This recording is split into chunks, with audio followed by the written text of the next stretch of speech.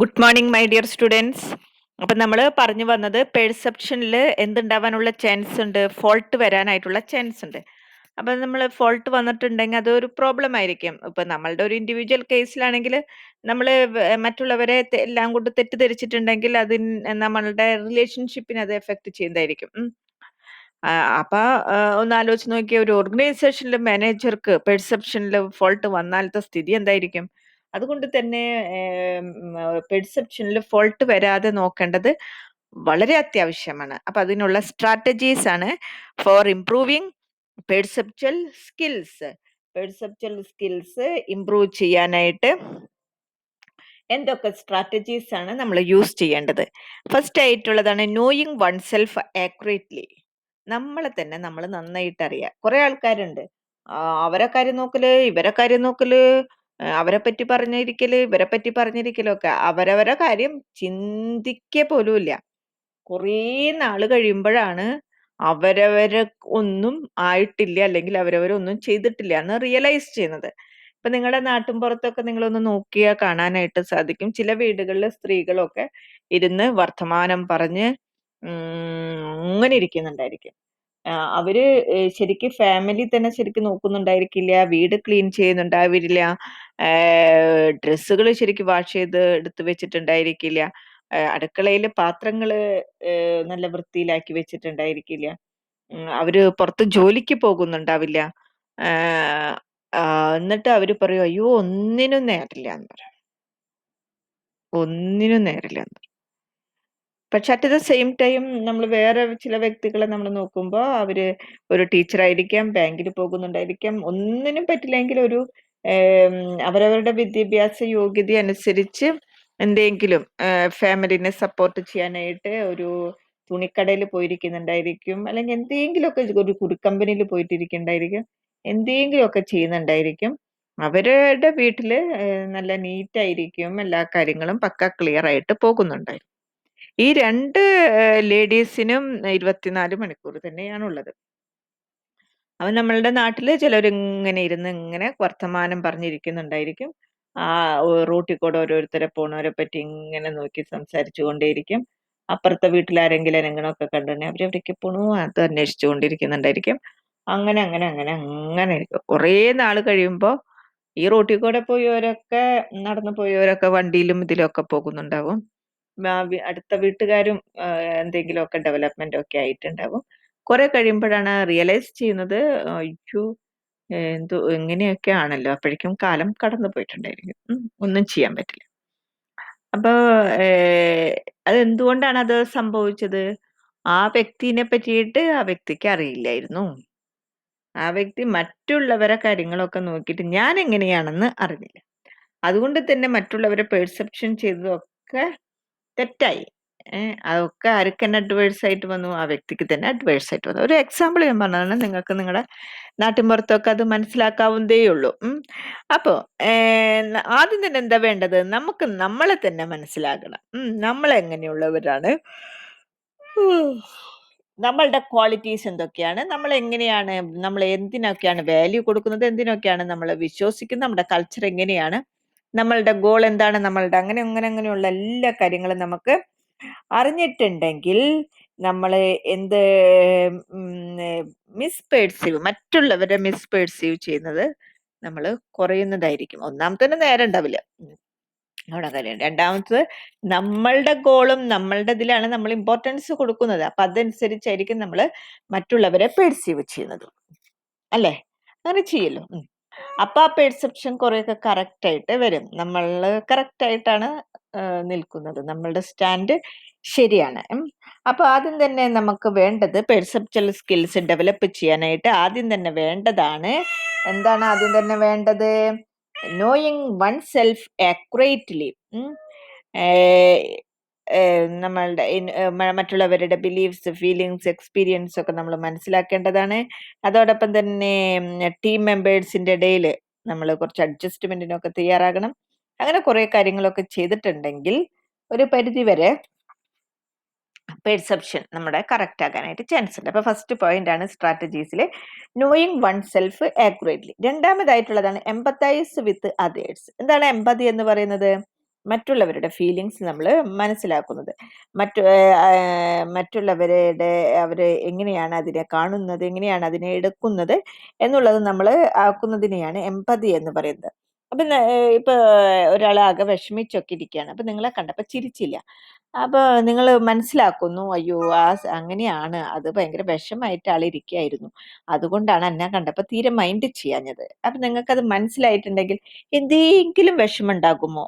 നിങ്ങളുടെ ഫ്രണ്ട് ചിരിക്കാത്തത് കൊണ്ട് എന്തെങ്കിലും വിഷമം ഉണ്ടായിരിക്കും? ഒരിക്കലും ഉണ്ടാവില്ല. നേരെ മറിച്ച് അങ്ങനെയുള്ള ഒരു സിറ്റുവേഷനെ കുറിച്ച് നിങ്ങൾ ബോധറാകുന്നേ ഇല്ല.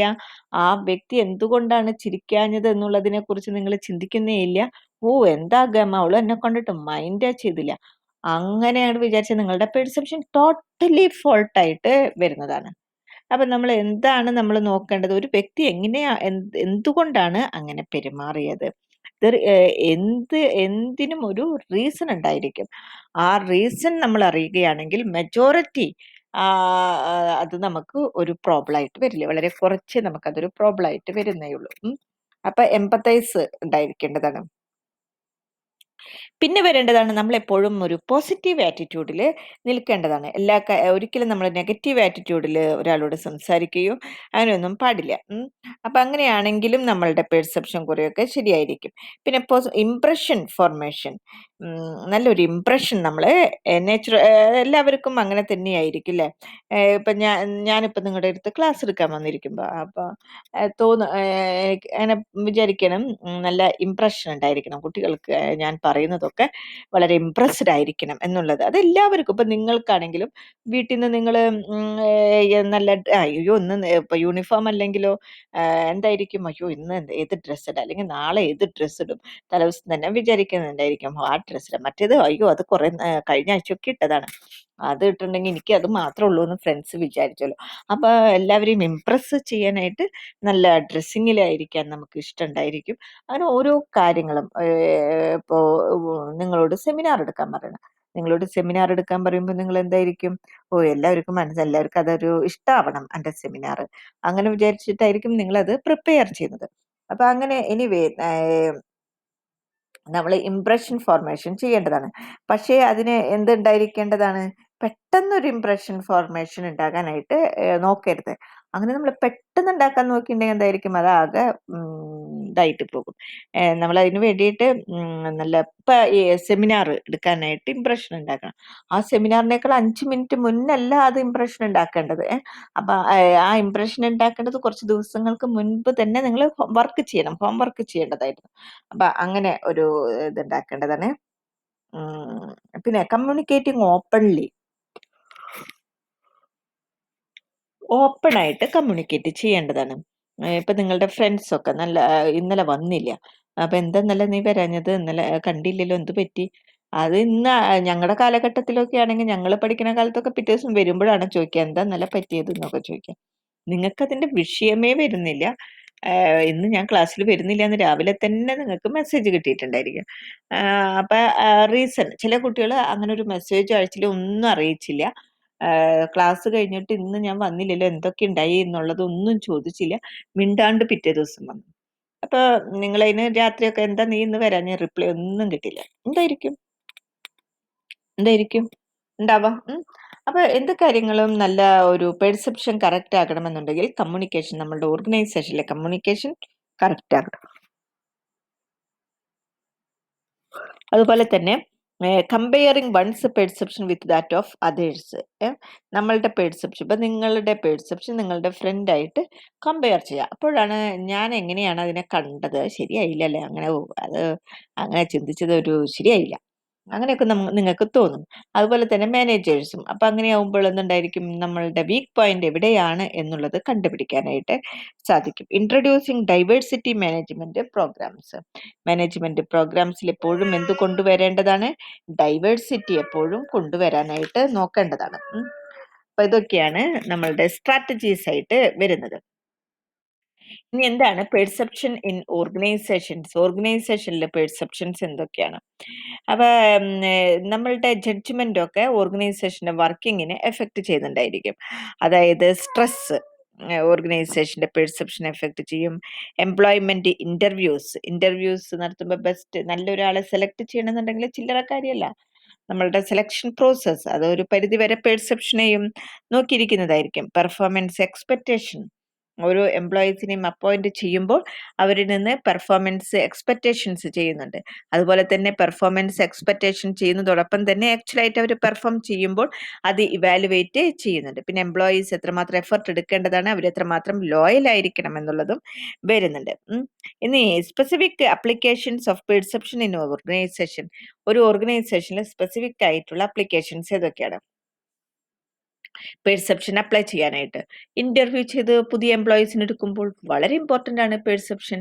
അവർ വന്നിരിക്കുന്നതും അവർ സംസാരിക്കുന്നതും അവർ എഴുന്നേറ്റ് പോകുമ്പോൾ എങ്ങനെയാണ്, അങ്ങനെയാണ്, ഇതൊക്കെ നോക്കിയിട്ടായിരിക്കും അവരെ ഇത് ചെയ്യുന്നത്. അതുപോലെ തന്നെ അവരിൽ ഒരാളെ നോക്കിയിട്ടുണ്ടെങ്കിൽ നമുക്ക് അറിയാനായിട്ട് സാധിക്കും അവരെത്രമാത്രം നന്നായിട്ട് വർക്ക് ചെയ്യുന്നവരാണ്. അതൊക്കെ നമുക്ക് നോക്കാനായിട്ട്.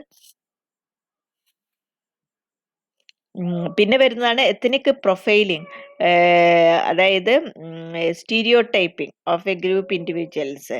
അതായത് ചിലർ ടിപ്പിക്കലി ഉള്ളവരായിരിക്കും. ടിപ്പിക്കലി ഇന്റൻസീവ് എൻക്വയറി നടത്തുന്നത്, സ്ക്രൂട്ടനൈസ് ചെയ്യേണ്ടതാണ്, ഇൻവെസ്റ്റിഗേഷനൊക്കെ നടത്തേണ്ടതാണ് അവരെ സെലക്ട് ചെയ്യുമ്പോൾ. പെർഫോമൻസ് ഇവാലുവേഷൻ നോക്കേണ്ടതാണ്, എംപ്ലോയീസിന്റെ എഫർട്ട് നമ്മൾ നോക്കേണ്ടത്. ഇതൊക്കെയാണ് പ്രത്യേകമായിട്ട് നമ്മൾ നോക്കേണ്ട കാര്യങ്ങൾ പെർസെപ്ഷൻ ചെയ്യുമ്പോൾ. അപ്പോൾ ഒരു ഓവറോൾ ആയിട്ട് ഒരു ഐഡിയ കിട്ടിയെന്ന് വിചാരിക്കുന്നു പെർസെപ്ഷനെ പറ്റിയിട്ട്. ഈ ചാപ്റ്റർ നമുക്ക് കഴിഞ്ഞു കേട്ടോ, പെർസെപ്ഷൻ. അടുത്ത ചാപ്റ്ററാണ് നമ്മൾ എടുക്കേണ്ടത്, ലേണിംഗ് ആൻഡ് ബിഹേവിയർ മോഡിഫിക്കേഷൻ. അടുത്ത ദിവസം തൊട്ട് എടുക്കാം. Okay, thank you my dear students.